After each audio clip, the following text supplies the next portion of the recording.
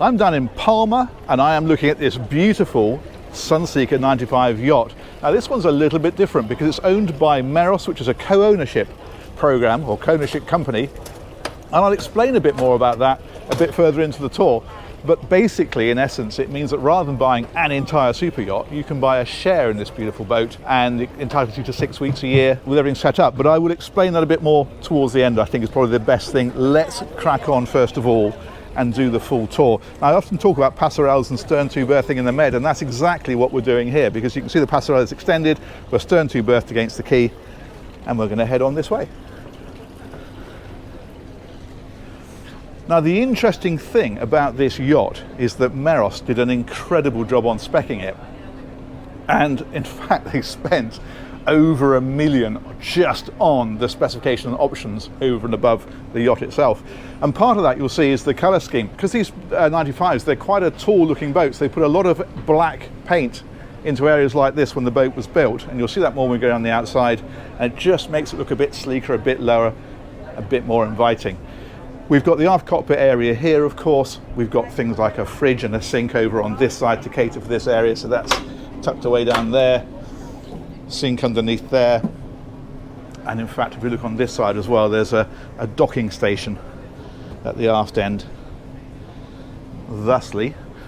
But let's head on inside. Now, they've been quite clever with this, because what we've got here is a very neutral colour scheme. But what they'll do is that you can actually have your own art and your own cushions and your own throws and your own bedding and your own everything, so that when you're coming down to the boat, they'll put it all on, and it obviously makes it into your boat. But the idea is that with a very neutral sort of palette, I suppose, want a better expression, it means that you can have that how you want. You don't have to, you can just go with the cushions and everything that come with it. But yeah, there is the ability there to customize it to your spec, even down to the art. There's an impressive bit of art on the wall there, but if you want to change that, they'll do it for you. So when you come down to the boat, it does feel very much like your boat. Now, we've got the high-low TV on this side, we've got the seating area around here, of course, and then the dining table up ahead. What they've done with this is it actually has a split in the centre that can be extended out, a section dropped in, all obviously made to match, so that you can increase the seating around there if you want to. And if you come around onto this side, we've got storage in places like this, and then you'll find things like the glassware and that kind of stuff is all tucked away just there. Galley is through there, I'm going to show you that, but I think we'll head forward first of all. I'll show you all of this. There's a drop balcony down here, and there's another door, so you can have this open to the elements here if you want to. Oh, another thing I didn't mention, in fact, because this boat is in use almost all year round, and you might want to come down in the winter, this cockpit area, I should have shown you this, you see those shiny sections right across there. The reason those don't match these is because those are infrared panels that give you infrared heat down into this area. So if it is, you know, in the autumn or in the spring, you can warm that area up. There's canopies that go around it as well if you want. A lot of thought gone into this one, actually. Anyway, let's head on forward and I'll show you some more of what's been done to this. There's a very clever feature up here, actually, which I'm going to come back to, and that is this door. So what we're going to do is we're going to head up into the owner's cabin, and I'll explain why that door is so clever. This is quite neat. There's a door in the side here. You can go out of here and straight out onto the foredeck, so that can become like a private terrace for the owners.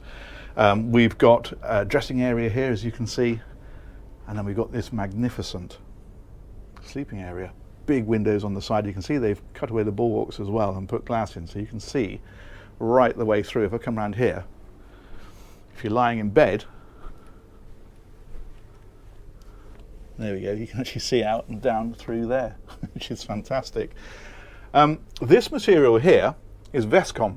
It's a very hard wearing sort of three-dimensional material, and you see that dotted around all over the place. And one of the places it's been used, which is particularly clever, is they've actually put it, I don't know where you'll see it with the lights on, but they've put it into here.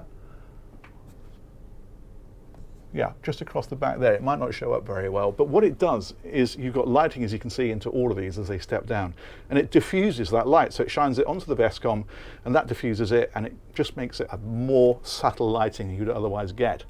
We've got TV in here, of course.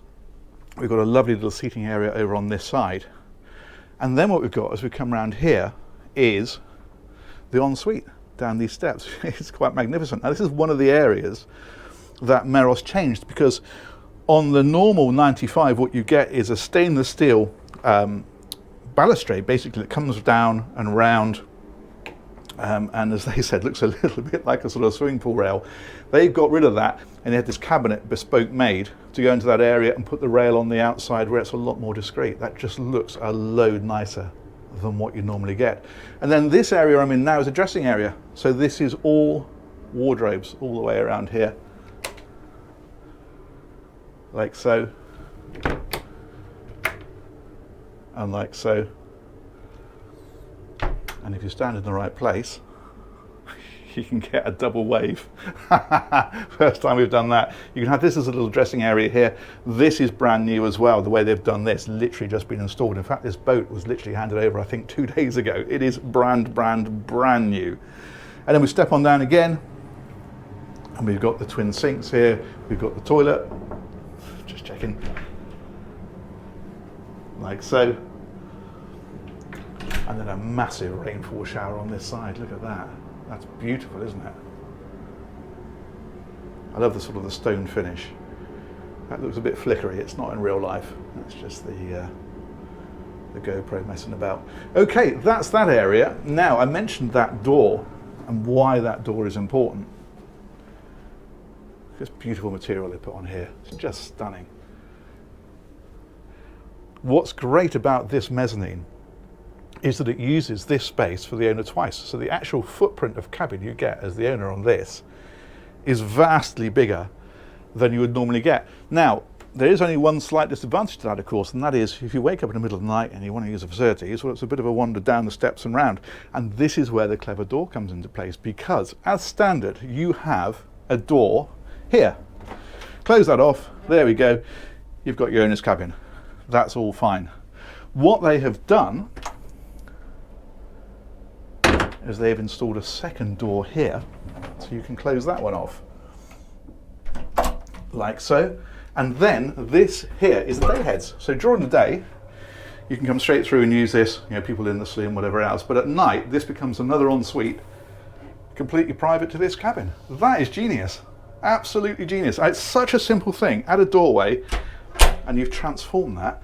And the detail that they've gone into with this includes the fact that at night, the lights that are in this lobby area here are removed from the circuit out there. Normally they come on with the lights out there, so that if somebody walks through there and switches the lights on and you're in here asleep with this door open, these lights don't come on. They're only controlled from in this cabin at night.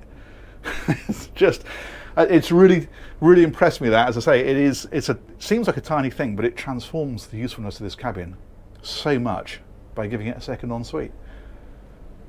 Brilliant. And of course it's on the same level. Anyway, let's head on down. There's much more to see. If we head on down here, another thing that they've done, of course, because it is a co-ownership yacht, it has to be adaptable. And they've done that down here, and I'll explain to you exactly why. So if we head aft, first of all, you've got 2 cabins back here.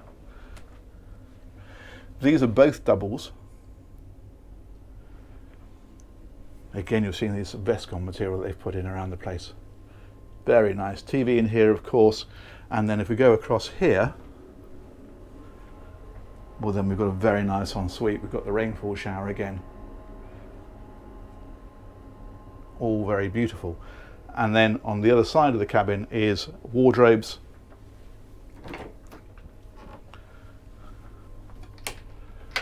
So this kind of thing. And there are also drawers down here, drawers under the bed, and so forth. And a lot of work gone into the materials in places like this as well. It's all upgrades everywhere on this yacht. It is a really beautiful feeling thing. This is the light switches here, check this out. There we go. And then you can configure these different levels, different amounts of lighting, all that kind of stuff. If we step across here, we will find a very similar thing. Double cabin, the AV equipment, and another beautiful ensuite. And then again, wardrobe, drawers under the bed, etc. But what's particularly interesting, I think, is if we head forward, because if we come up this passageway here, pausing only briefly to see what's in here. Okay, storage, so linen cupboard, that kind of stuff. Thusly. And we'll talk about linen towards the end because it's quite interesting. Hard to believe, I know linen's interesting, but trust me. Okay, now this is interesting because what you've got here is a double cabin, but it is a very configurable double cabin. What you can do with this is these beds split, you can just see it there. This bed can be brought across here, and in fact there's a Pullman in here as well. So this can go from a nice comfortable double for a couple to 3 beds for kids or anywhere in between. And then again with the hanging locker, and again with the ensuite, and again with the rainfall shower. Everything's to the same standard, it's all beautifully done, toilet in just there. Now you might wonder what that looks like with a Pullman down and made into twins, and the answer to that is it looks like this. There we go. So that is an identical cabin converted to 3. It's absolutely brilliant for kids, of course, and it means that the boat will sleep 12, which for a sub 100-foot yacht is very impressive. And it's all about, as I say, it's a co-ownership proposition. So you need to make the boat as adaptable as possible for different people. And that's what this does. Hanging wardrobe, a wardrobe or a hanging locker, take your pick. And then again, the ensuite, exactly the same as the one we just looked at. Toilet, tucked behind the door. Leather finishes in here. Beautiful, these leather panels on here.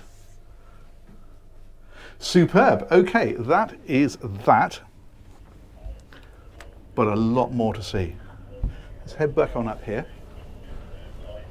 I'm going to show you the galley while we're on the main deck, because that's the last thing we're going to look at on the main deck, and then we'll head on up to the pilot house and the Flybridge. We're also going to look at the engine rooms, the crew cabins, the lot. This then is the galley. Really nice size. And it comes right through here. Hello there, how you doing? All right? Good, and you? Very well, thank you. This comes with its own private chef, who we just said hello to. And again, little bits of customization. So the stainless steel on the back of here, for example, because this needs to be like a commercial grade. A lot of refrigeration in here as well. And obviously you've got the cooking, microwave, all that kind of stuff, all Miele, and so forth. There's access straight out to the outside here as well, like so. That little washboard will come out. I'm not quite sure what the idea of that is, but I'm sure it's useful. Why do they put the washboard in here? What's the idea of that? It's just for waves. Oh, okay, so if you're out and there's a bit of chop, you're not going to get your water into there? Yes. Genius. I should have known that, shouldn't I? Thank you very much. It's a pleasure. And then we've got things like dishwasher, and this is a microwave then. And this is going to have infrared heat panels in here, so that food can be prepared and put in here before it's then brought on out. Okay, let's press on further. That does look good, doesn't it? As I say, this table will expand, and that's quite important now you've seen the kind of sleeping capacity that we've got on here. Okay, let's head on up. This then is the raised pilot house. So this is where the boat is helmed from. There is another helm position as well, but this of course is the main one. And then we've got all the multifunction displays across here. We've got the operating system for the entire yacht is on here. The MTU engine instrumentation, we've got joystick, we've got throttles, we've got steering, all the kind of stuff you'd expect, and a very, very nice leather upholstered helm seat. And then there's also this area, it's like a sort of crew mess area really. So it's a place where the crew can gather. There's 2 of these, there's another mess area down in the crew cabin which I'll show you, but that is a really nice area, especially when the boat is underway, of course. And then if we come on up here, it'll take us up to the Flybridge. Now again, this is where an awful lot of that extra money was spent, because this has been completely reconfigured from what you normally get on a 95 yacht. So what we've got here is seating right across here. This is a great place when the boat is underway, because you can sit here under the shelter of the screen with a fantastic view out across the front. Another helm station is up here as well, so if the boat needs to be helmed from outside, of course it can be. In fact, there's 3 if you think about it, because there's that one we saw when we came on down in the cockpit as well. And then here This is a totally different bar to what you'd normally get on this boat. It's open-ended on both sides. I think I'm right in saying this is the bar off the 90 Ocean. Might be wrong, but I'm pretty sure that was what I was told. And of course here you've got all the usual refrigeration and all that kind of stuff all the way along here. Let's have a little look, shall we? That's not it. But that is. There we go. So we've got drawer fridges there. There's a barbecue underneath this one. But yeah, the idea of this is you can get into it both ways. It's a really good working area. You've also got the hardtop on here, and then as you can see, that section there is an opening section, so they're all concertinas back. Now another big change is over here, because these tables, again, multi-adjustable. We've got it as one massive dining table at the minute. Of course you can put director's chairs down this side as well if you want to. That's the VHF radio chatting in the background there. But all of these fold up. So these lift up, centre sections again fold over as well. You can make those, and so if you're just having a drink up here, you can make those much smaller. Also, these are telescopic, so they can drop down and you can make that into a massive sunbathing area. And of course, again, anywhere in between, you can have one end drop down, one end lifted up, have one larger, one smaller, do whatever you like with those. It's really, really adaptable. And then the other thing that we've got here, sorry about the radio chatting in the background, hopefully it's not distracting too much. Normally on a 95 yacht, you have the choice. You can have either a crane and storage for a jet ski up here, or you can have the hot tub. Now, of course, again, because this boat used to be multi-adaptable, they wanted both. Theoretically not possible. Turned out it could be done. And the way they've done it is by, rather than having a jet ski acrossways, which clearly wouldn't fit with this in place, they've managed to reconfigure the crane so that you can put a jet ski in here. When the boat is underway, that's where a jet ski lives. Obviously, when you stop, jet skis lifted in the water, this area becomes clear. We've got sunbathing back here as well. There's also a massive awning that comes out the back of here, extends all the way out. So you have got a lot of shade here if you want it. But yeah, that's a fantastic area. And bear in mind as well, of course, that all of that can become sunbathing with the roof open. You've got that lounging area as well. So it means you've got a tremendous amount of owner configuration as to how you want to use this area. And up on top, obviously, radar, nav lights, all the usual paraphernalia. Fantastic. All right, let's press on a little bit further. So that's where we came up. What we're going to do instead is we're going to go down these steps at the aft end, and this will take us down to the cockpit where we came on. We're going to circle around the deck, and then we're going to go down and look at some of the technical areas, like the engine room. Okay. Really deep bulwarks around here. It makes it a very, very safe boat to move around. We can come right up here. This is the drop balcony, and that's why this is teak faced here, because when that goes down flat, of course, that's the bit you stand on. There's rails that drop into these sockets. That extends out here. You can open that door as well. That makes that into another beautiful little area. Put a couple of chairs out there. Absolutely fantastic. Okay, let's carry on forward. More customization to look at up here.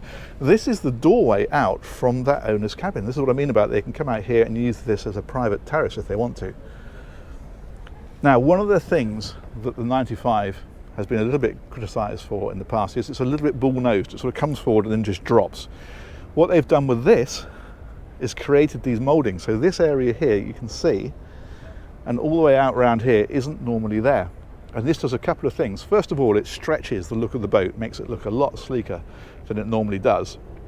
But also it provides windbreaks for this area here, so it works really well. And the other thing to mention while we're here is you can now see some of those areas which are normally white, but you can see the black that they've put in here and in here, and it just makes the whole boat look a lot sleeker than it normally does. The 95 has got a tremendous amount of accommodation for a sub 100-foot super yacht. And the way they did that is by making it fairly blocky, and what these guys have done is got rid of that blockiness and made it sleeker again. You've got obviously another seating area up here on the bow, and this is what I mean again about this being a private owner's terrace if they want it. And then we've got a massive sunbathing area. In fact, let's go and have a little look. There we go, you go up these steps here, and then you've got this great big area on the front. Obviously those backrests drop flat when the boat's underway, otherwise you wouldn't be able to see out from the helm. And then we've got a shade up here as well. It makes this a really nice area and very safe as well, because you've got these high bulwarks and then you've got the rails on top of those. Twin anchors. That's the searchlight up on the front. Let's head right on round.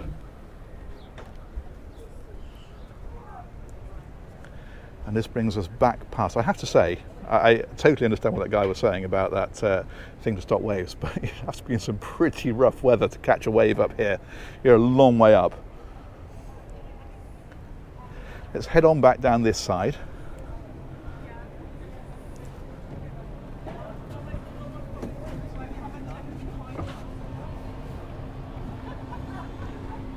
And we'll come right on aft.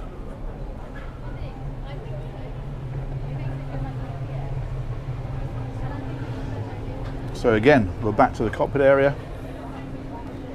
Like so, that's the steps we came down from the Flybridge. This time, we're going to head down here.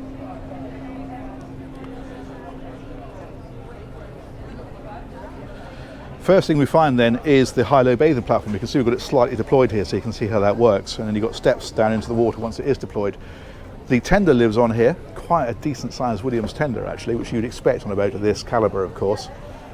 And so as this drops into the water, the tender then of course floats off, and that's what gives you your ship to shore, or water skiing, water sports, or just going exploring. That's a nice boat in its own right. Other things we've got down here. We've got the sea bobs. They live down here as well, ready to deploy. There's a whole suite actually of water sports gear with this boat, so flight boards, all kinds of stuff, all the sort of stuff you'd expect. It's all on it, ready to go. Now if we head over onto this side, then we've got the steps down here into the crew area. Now these cabins are in use, so we're not going to go into them, but you have got twin cabins, twin beds I should say, bunk beds in this side, and then if I spin on around, same deal on this side. And in fact this is the mess area down here. You can see there's a table here, but it's dropped down at the minute because that's just showing that if you wanted 5 crew, you have got space then for somebody else to sleep, so it can sleep up to 5, but 4 in those 2 cabins. Also down here then we've got a little cooking area or food preparation area, we've got the sink, we've got the fridge, that kind of stuff, so it's possible to make a snack down here. Obviously normally they'd be fed directly from the galley. Also VHF radios down here, we've got the operating system for the boat down here as well, and then we've got the window on the back, so there's a lot of natural light. Obviously blinds are down at the minute, but you can see there's big windows right the way across there, which is nice. There's toilet down here, of course, that's in here, complete with a Karcher vacuum cleaner, it's not normally there, and then a separate shower area in through there. So it's a nice crew area, but as I say, we're not going to go into the actual specific crew cabins because they are for the crew's personal gear. This then is the engine rooms. A couple of important things to talk about in here. Most obvious of which, of course, is these engines. These are a pair of MTUs. The fans are running at the minute, so it's a bit noisy in here. Let's come right forward. There we go. It's a little bit better away from the fans. Let's swing on round. We've got the hydraulics for all the thrusters, bow thruster, stern thruster, all that kind of stuff is all controlled from there.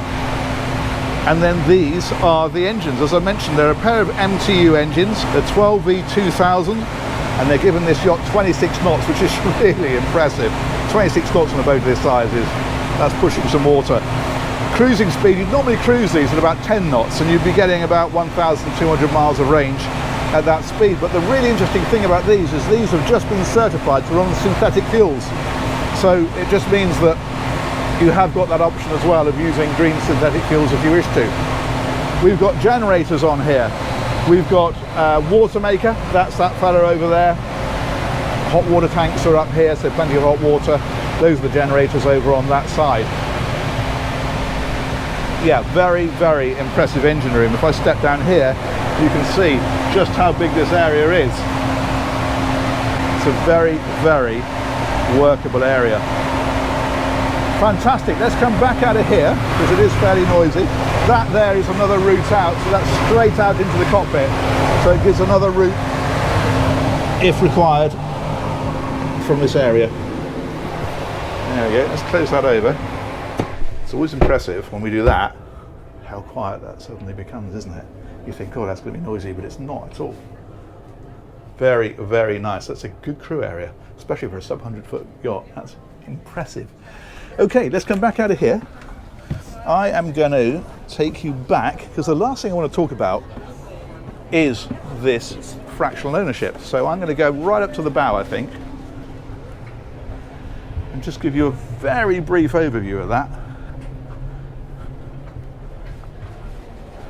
There you go, let's just slip past that one.